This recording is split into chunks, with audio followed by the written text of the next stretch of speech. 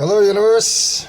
Well, 11:59 here on What Do You Know? And now it's midnight.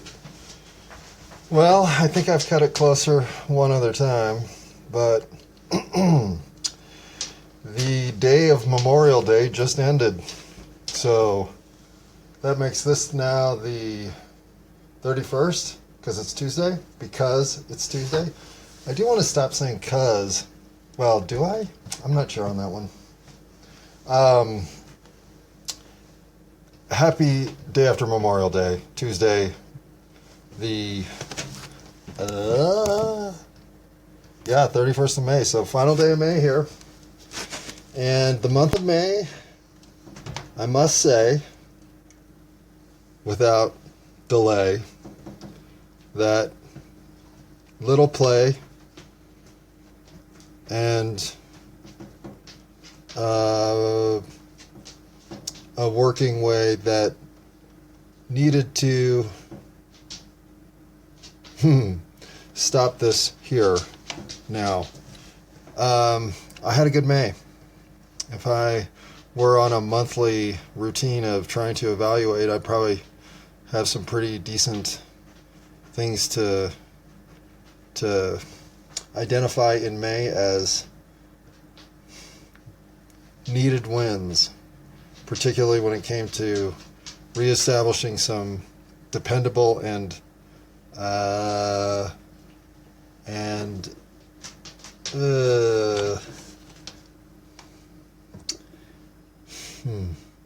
acceptable.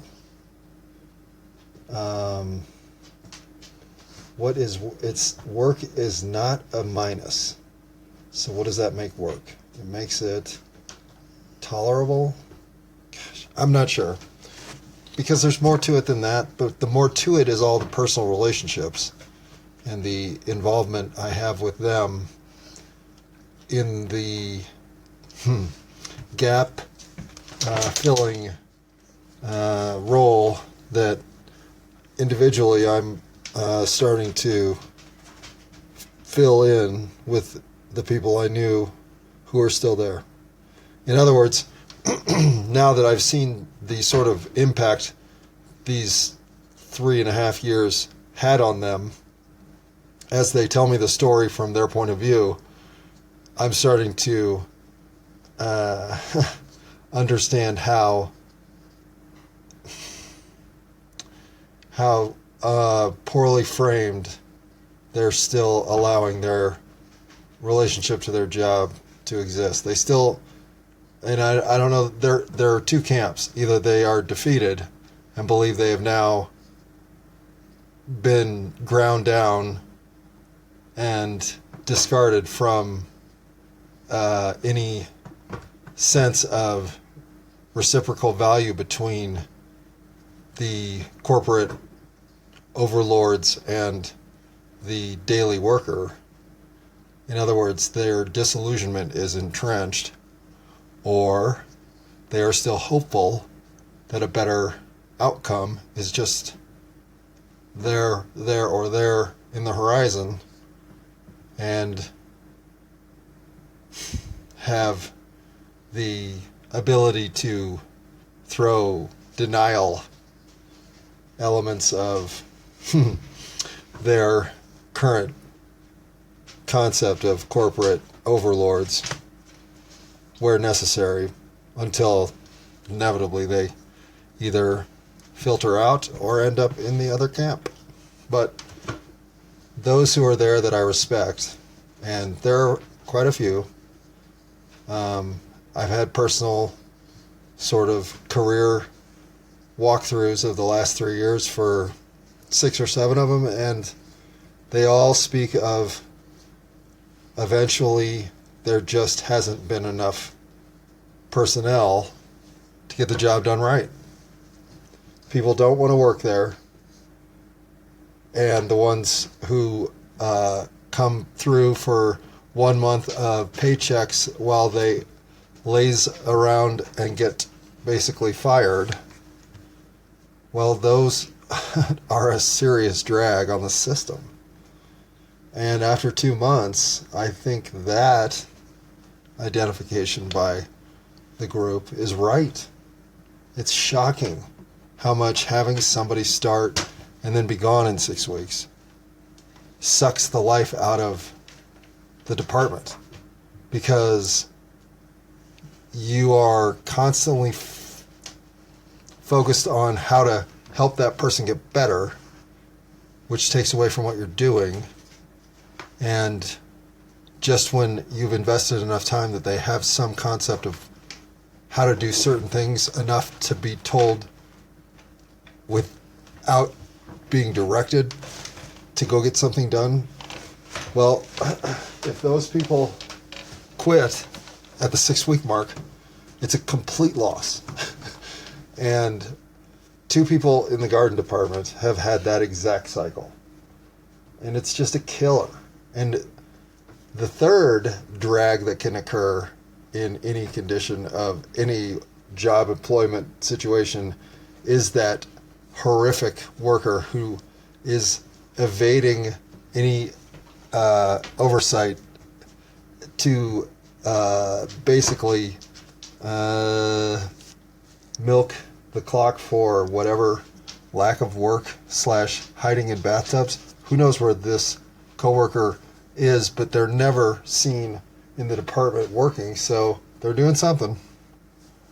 That situation also is rough. So if in 2 months I have seen all of it occur more than once, then in 3.5 years, how much of that is going on that has just been there's no way to put it, but it's defeating. There's no help, because the help that comes is it's it's actually a negative. And that's why you see sometimes that worker of 15 or 12 or 20 years who literally just continues to do 1 or 2 things.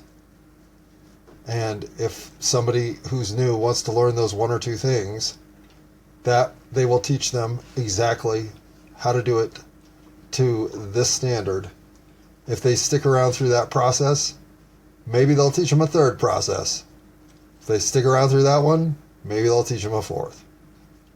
Because that person's learned that any more investment than that, well, frankly, they're already stretched thin. How much time can they waste in resources that 5 out of 7 times suck you dry for no return? And then when that creates even less of a committed workforce, because everyone is now stretched thinner than is manageable, well, you either lose the people who absolutely say that's enough and thus have the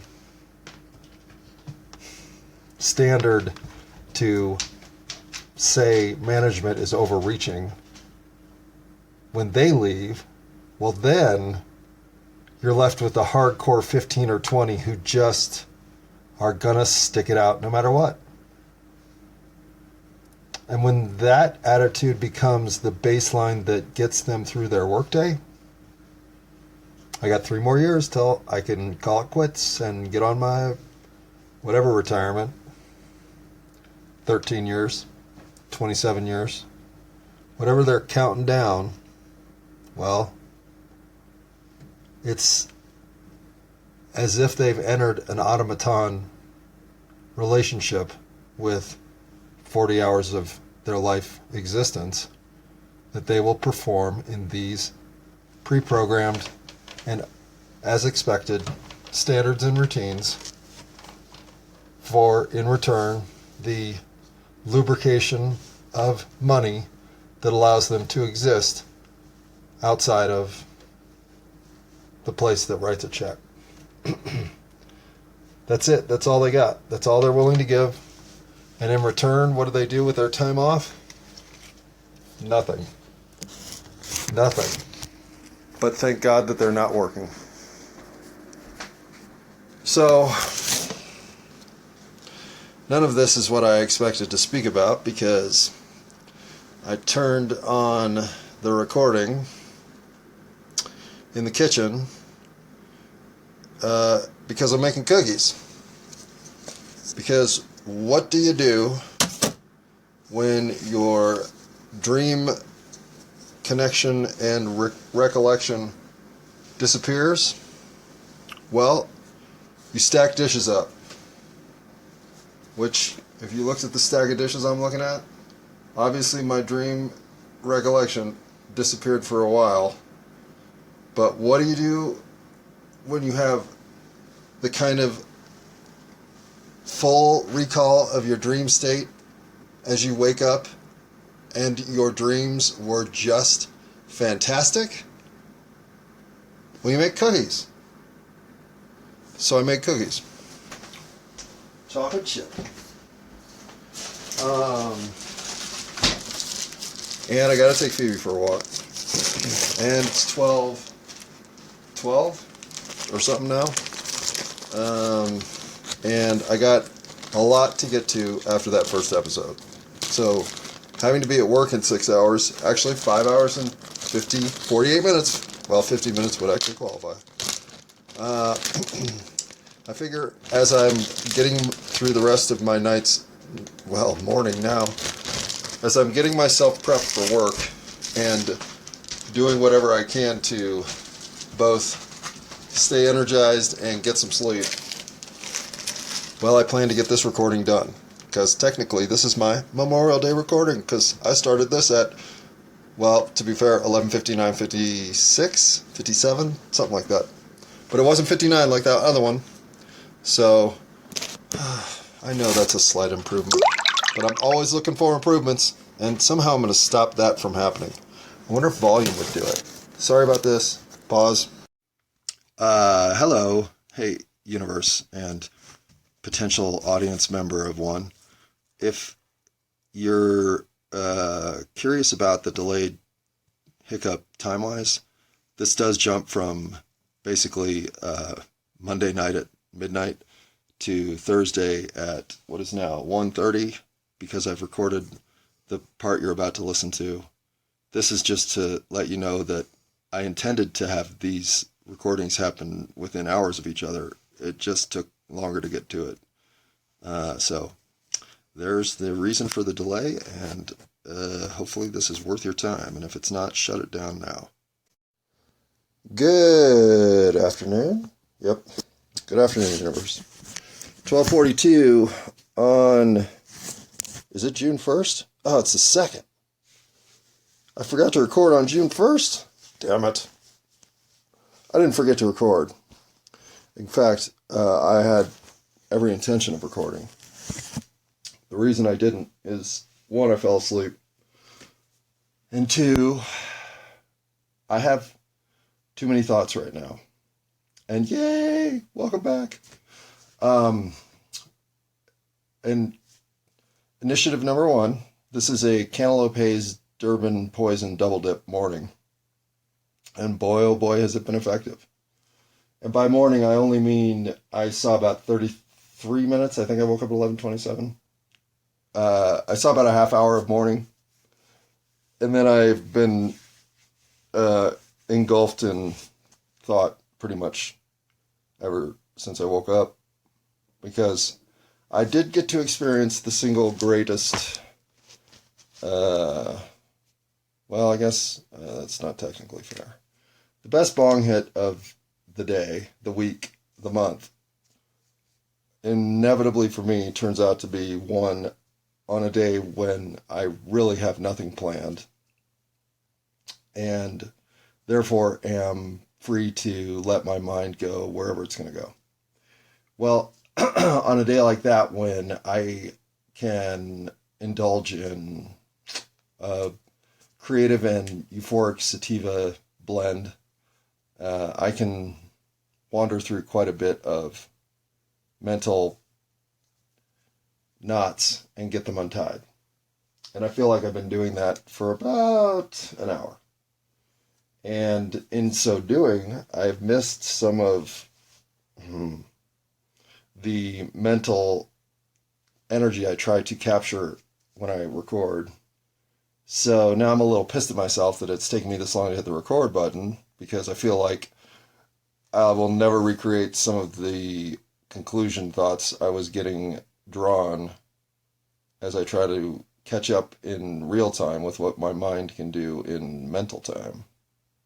And I don't know if that's something, I mean, I'm sure everyone else experiences this, especially if you have lived through the days of typewriters. Um, but to be able to write fast enough, no matter how, even on a keyboard with a computer screen, if you can type 140 words a minute, maybe. But being only able to type legitimately around 50. And even if I just let my fingers roll so that my thoughts are captured as much as I can by being able to recognize my own mistakes as I type them out, I still can't keep up with my head. I can't get everything out fast enough to capture how quickly I can get A to B to C to D in my head. So even if I had had the recording going, I'm not sure I could have necessarily drawn the same value from understanding a way that I conflict with society at a fundamental level like I came up with this morning. And those moments, as much as anything, matter to me in life. Being able to determine more so now who I am against the influences around me, so that I can steadfastly know who I am, because this doesn't change regardless of input. Well, whoa, speaking of input, let's get rid of that. The day obviously started with playing a little pinball. God, talk about getting distracted. Okay. Whatever I was speaking about before this happened, downside of marijuana right here. But when you get derailed, you can get derailed from something important. That is true about marijuana. But not that this is important. But the realization I had this morning about life generally is I was given one huge gift, I feel, personally, inside. I'm lucky I'm this way. And that is, I can see the best in people, regardless of what they're going through at the moment. And you don't have to be at your best for me to envision and believe in your best. And I can say that about everybody.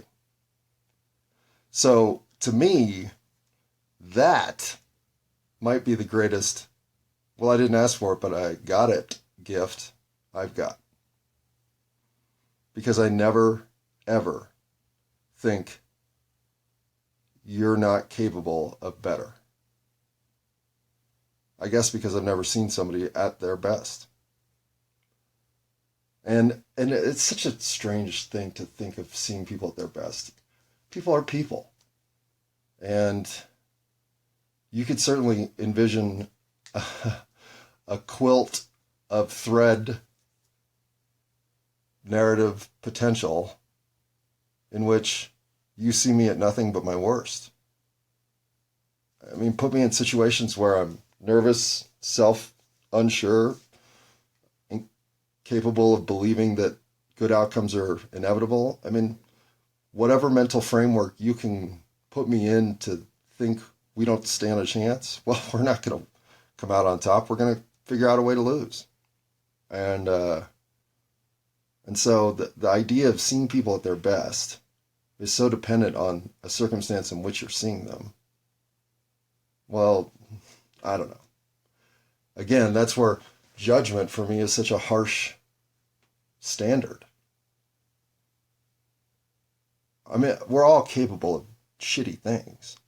All of us. In fact, the human experience one of the things you can't buy for your $45 while you're standing in line is, I don't want to make any mistakes. Here's my $45. Well, we don't sell that. I mean, that's the whole point of coming to Earth, fuckface. So you make mistakes. That's why your soul is given the chance to live in 8675309 Earth. Because only from improving the standards around you through actions you've taken, knowing that contributions to less than the best are reasons that we're here. Well, come on, that's the whole human thing. And I think, and this all came from trying to understand why I have to negotiate forgiveness.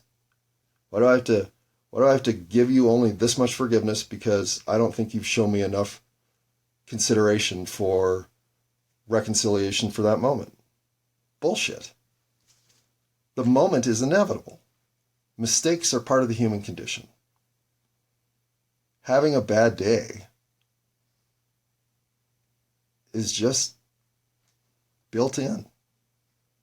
And that bad day can be all because you, through poor decisions and dumb actions you took, fucked everything up. So, are you going to have that bad day every day going forward? Because if that's the plan, well then yeah, maybe we should have a conversation. But otherwise, no. No more do I need to draw attention to the things that you have done that you kind of fucked up. Then I want you to do that to me on a day when I'm just kicking myself in my own gonads. I know that day will come. And I'm going to bluster my way through it, meander my way through it, or drag my way through it one way or another and get to the end of it and think, why did I have to go through that? Well, because I'm human. And from it, I will both learn to be more aware, adjustable, reactive, standoffish, stand downish, whatever it is that I'll learn that day about myself. Well, it's coming. And I think if it didn't mean as much as it means to have those moments that show you, wow, that's why I've always had that sort of abrasion with things. That's why I think the way I think when it seems like everybody else thinks that way. Well, if you have those kinds of Hakuna Matata realizations, well, even Walt Disney couldn't capture them. Because in some ways they're a whole lifetime in coming to realize that the reason you don't understand the entire criminal justice legal system at the fundamental level is because you see the best in people, always. And all our society really is capable of doing is making sure they contain the worst of us. So, to me, if at our heart the beat is built on putting down that which can't be tolerated, well, unfortunately, we're such conditioned little creatures. Well, you're just basically asking to see that which can't be held back in our heads naturally. Every thought you have doesn't get enacted. Thank God. Can you imagine? Well, every single person listening here just said, yeah, that's true. I've had some fucking crazy thoughts. Because we all have. But we don't act out on our craziest thoughts. No. In fact, the craziest thought is only available because here we are, an individual with a unique mind that can keep that thought to myself. So that's a personal little nugget of nobody has to know about it because it was just a thought. We certainly aren't here to criminalize thought. We're here to experience thought turned into action, turned into consequence, turned into result that we're either proud of or embarrassed by, and then we move on to the next thing. But the thought, well, I can have as much ludicrous, outrageous thought. I just imagine myself using a sword to cut off the head of Mikhail Gorbachev. Why? I don't know. And I'm not obviously ever going to do that. I think he's even dead. But it's a thought that is absurd, even in the owner's thinking of the thought, right? We're not going to act on it. But if your society is built to contain that which actually occurs that does get acted on, again, I just believe we're framing an entire paradigm of expecting people to have thoughts that are borderline, that they're barely containing, and then when they can't contain them, we put them down. It just seems like it's built into the system. And when I came to think, why have I always bristled against the idea of punishment? Because I get punishment, but I think I only get punishment because I was born into a world, a paradigm, an existence in which punishment is the reaction, because society is built to find those worthy of punishing. And so that's why I have so much trouble figuring out why I don't think punishment should be part of our system. It can't come out of the system because the system is based on it. That's why I have so much trouble removing it. I know it shouldn't be there, but to envision something that doesn't involve punishment is to envision a world I didn't get born into. I was born into one built on punishment. And then you start having the whole domino chain thinking of school, and he's smarter than her, they're better at math than them, or whatever.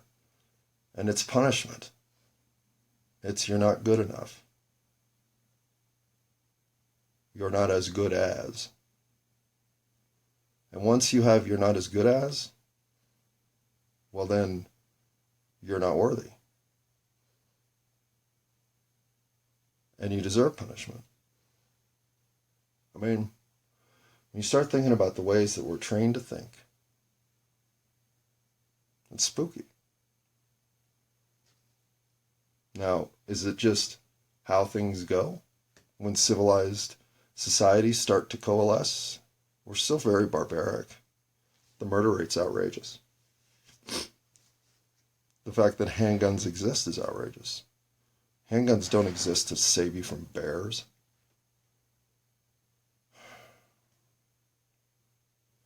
So I start to think about how an individual born into any of a variety of circumstances that are just so influential, there is no escaping. You are destined to fulfill these outcomes. Because once you think you're not as good as, you're not deserving, and punishment is inevitable. Because, let's face it, you could have, should have, and in any probably other person's case would have done better with this life had you another chance to run through. So, put me on the cross, tell me it's my fault, and yell at me that I should have known better. I don't want to live in that world. And I would never, ever expect a standard whereby what you've done till now deserves to be shut out of the rest of life. Well, if what you've done till now is so abhorrent that we have a lot of room to grow to be better, well then you should become the shining star of what we're capable of achieving. So if I don't expect the best out of you, then I don't believe fundamentally that humanity is what it is. Capable of transcendent universal experience as long as humanity, the entity, is intact. And the situation we're in now, it's broken.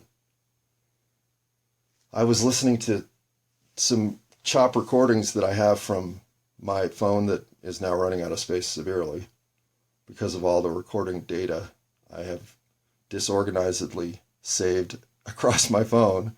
And in the app itself, I was trying to go through a bunch of stuff from Marsh that I never had cleared out. And one of it was the recording of Will Smith slapping Chris Rock. And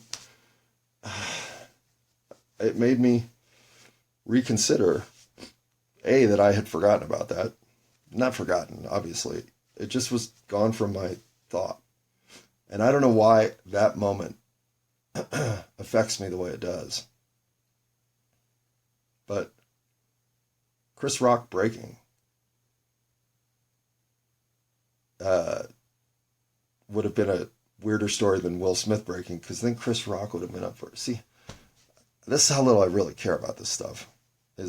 I'm very well aware of who Will Smith and Chris Rock are, and I am not in any shape or form confusing them because of their similarity in skin color. But the incident itself is just that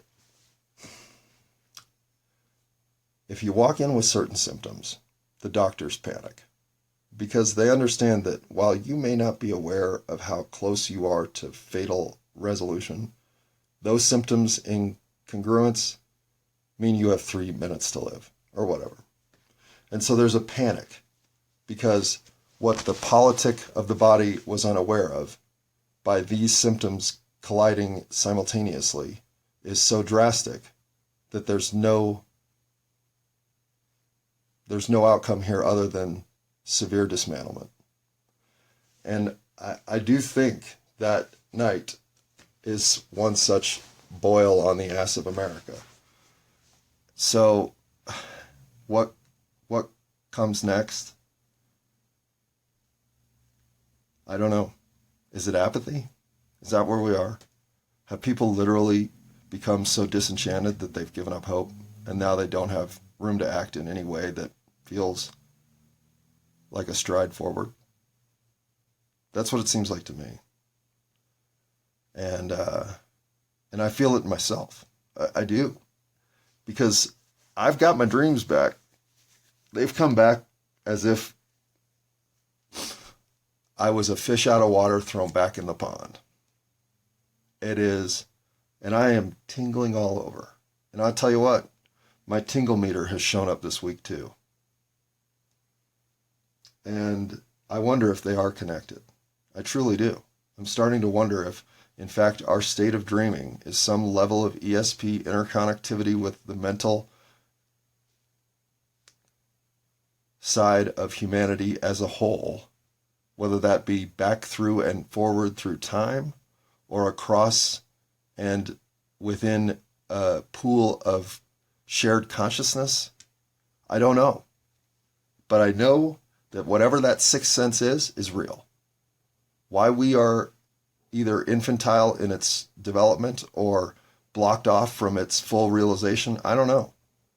But I'm well aware now that I connect through mental space across whatever electric energy that is without having to physically contact another consciousness. Even if it's just contacting my stream of consciousness across time. If that's the blip I'm tuned into, it's a legitimate blip. It exists. And the malaise of the mental energy I receive back now from everybody, I guess that scares me more than the Chris Rock getting slapped by Will Smith episode. And having realized immediately when I recorded it, or listened to the recording, that I had used this, I could delete it. That's all I was going for, was to make sure I wasn't deleting something I hadn't either used or had gone back to reuse because it was unlistenable in its original form. Well, I still listened to all 25 minutes of that explanation because I realize it's not that I've forgotten that moment, but I have put it aside. That moment spooks me to the core because it means we cannot exist as we do now and find a path for societal elevation. Will Smith is our star. He's the success story we would trot out to prove America works. Well, we certainly proved something that night. And now what? How does it all reshape? What form does it take? I know I've been open about my fears of the catastrophic outcome.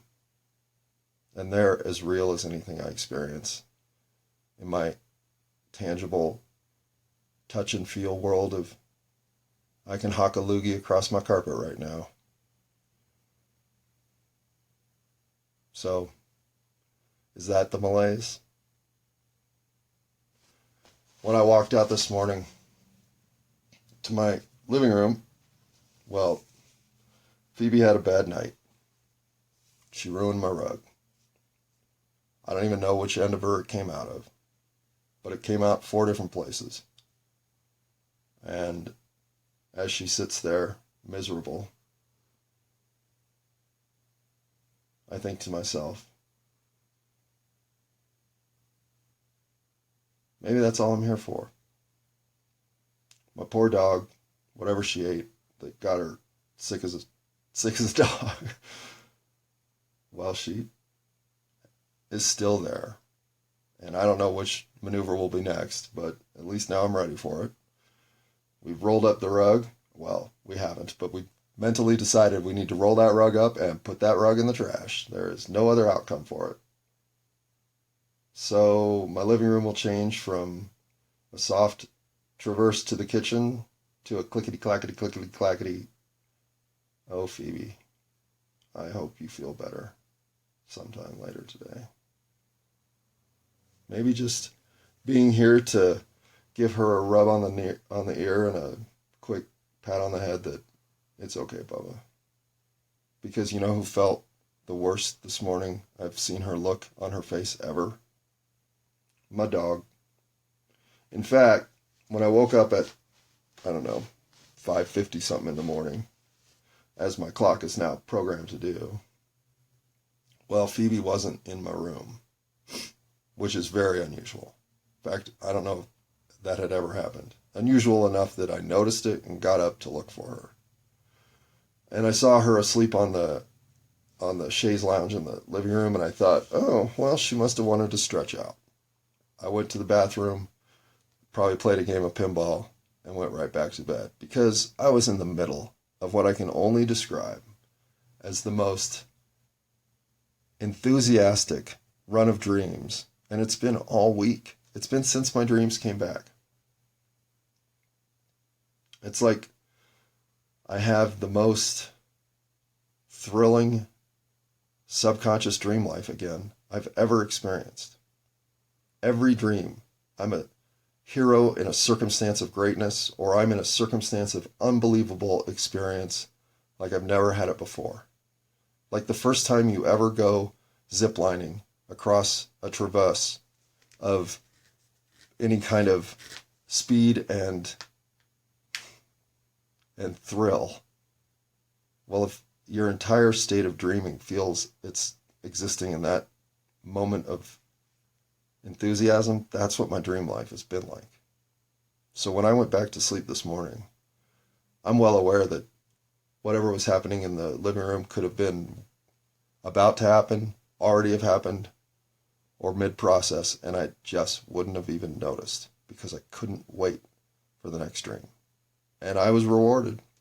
4 hours of over-the-top enthusiasm coming through until inevitably at 11:30, even I said, that's enough. Get up. I really did. I had to drag myself out of bed. And I bet if I nodded off right now, I could have a phenomenal dream. So one, where'd my dreams go? Why was I shut out for 6 weeks? Two, why have they returned in a capacity where I can't even pretend to lucid dream? It's too intense. I can't collect myself in the dream enough to turn it lucid. Instead, all I can do is sit there and be thrilled out of my teeth. Okay. I mean, this can't continue. I've never, ever dreamt at this pace. Ever. In fact, I used to wake up energized with so much vigor for my morning and day that my dreams were almost recuperative. And now I'm so mentally spent after sleeping because I've been through too much enthusiastic, thrilling life that I almost need a nap. I'm exhausted from mental dreaming. I'm experiencing it this morning. And I've gone down to play tennis against the wall, warming up. I've ridden my bike up and down hills to get some energy. I mean, it's like I have to find a way to physically come back from all the mental and it's not anguish, but it's just expense that my night has cost me. It's like I have to work myself back into my physical reality. It's something I've never been through before, so I'm just going to make sure that feeling doesn't get overlooked because it's happened all week. And it's funny, I was originally going to center the whole conversation today on letting people down. The idea that you can let others down. You can let yourself down even. Disappointment. And I'm not going to get into that one now because I obviously have been recording for too long already. Hey, let's try something. I'm going to turn down my volume. Then I'm going to unlock my phone. And I'm going to see if that noise doesn't happen. Hey. Getting better all the time. Okay.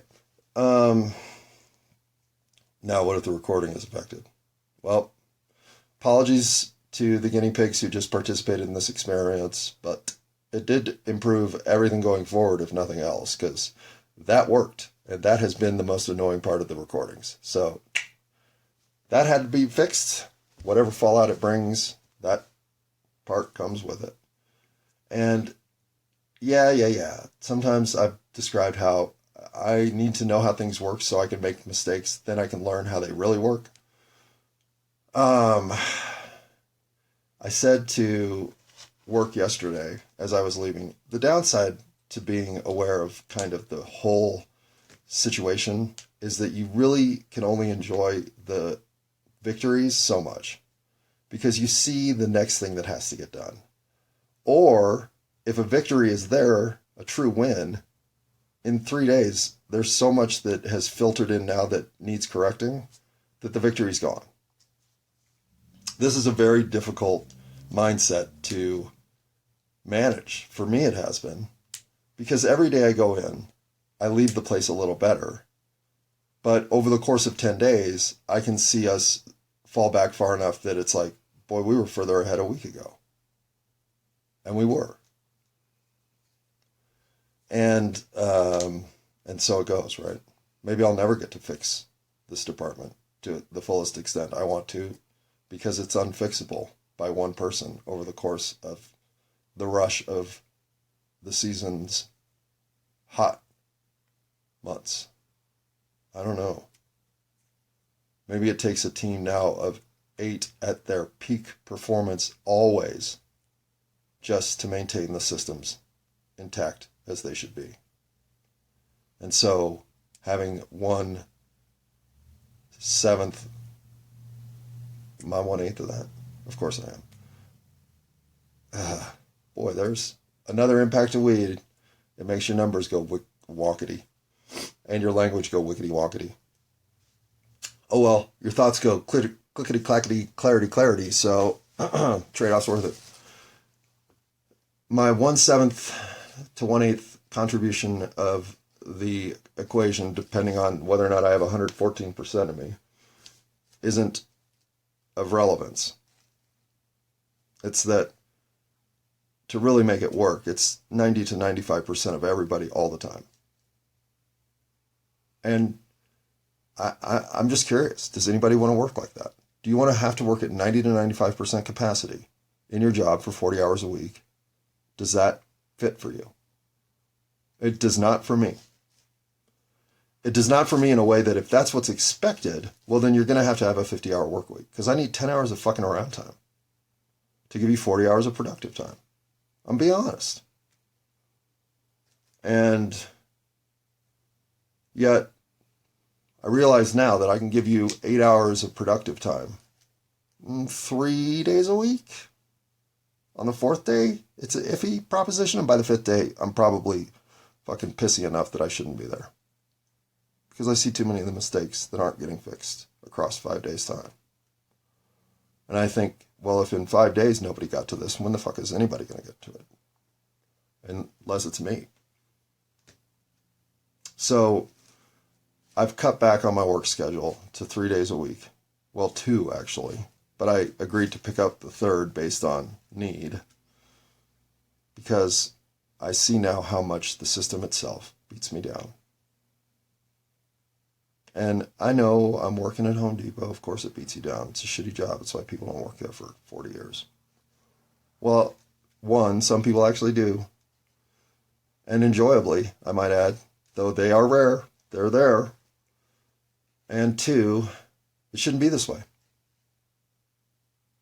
If the job in America is to produce and give effort, to contribute to an economy so that the whole engine is fluid and prosperous for everybody, well then 40 years at Home Depot should be good enough for everybody who thinks, I want to do this, and I want to do it at a level that is contributing daily, but I don't want to take work home with me, and I don't want to think about anything outside of work for the time I dedicate to my family or other interests. That person should be able to work at Home Depot till the end. And so when I think about why they can't anymore, well, it gives me these 2 pages of notes. And I haven't even gotten to any of it. Well, I've probably gotten to some of it. But I don't know. I'm not going to get to it now because that would make this get to the unlistenable point. We're already at 47 combined minutes or more. So, do I have a point? Yeah, I have a point. I try not to be indulgent when I record about how much time it takes to listen to me finally make a point worth hearing. I don't want to belabor people's already too compressed sense of free time as to what in their life is bringing them value. I know I'm tiresome. I am well aware of it. So when I cut myself off, it may not be my natural instinct because I see a point right there that looks pretty interesting. But if I start that point, where are we going to end up? Who knows? I just know that I don't believe in anything but the best in all of us. And therefore, I think, why aren't we working toward the best? Not just in ourselves, but in everything around us. And I don't know that anybody gets to say that anymore. That their life is so filled with contentment that they feel like they're at their best wherever they go. And that's probably an unrealistic expectation because humans are built to make mistakes. Forgiving us for our mistakes is kind of like saying, I accept that you're human. Loving us because we're human means loving us even though we make mistakes. And we all get that, but we don't all necessarily live it because I think a lot of times we're pushed outside of those understandings by the things around us. I think that sums up what I've had to say today as well as anything. If I get distracted by anything else here, I'll even lose my train of thought. So rather than doing that, let's leave this one concise and relatable. Or at least, let's pretend it is. Right? I'm going to stop ending these with right. Because that's another thing that annoys me. I got too many endings that end in the same silly way. Right?